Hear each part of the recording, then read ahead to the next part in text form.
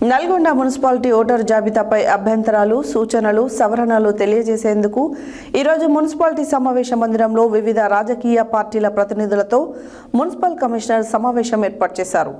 ఈ సందర్భంగా పట్టణంలో అన్ని పార్టీ సభ్యులు పాల్గొని మాట్లాడారు.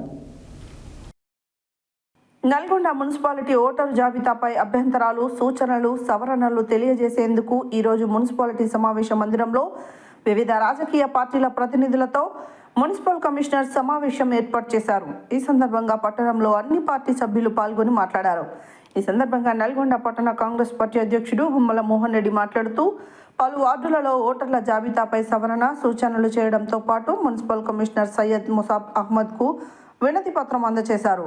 అదేవిధంగా పలు వార్డులకు చెందిన కాంగ్రెస్ పార్టీ నాయకులు, మాజీ కౌన్సిలర్లు సమద్ సమీర్తో పాటు పలువురు ముసాయిదా ఓటర్ జాబితాపై కమిషనర్కు ఫిర్యాదులు చేశారు.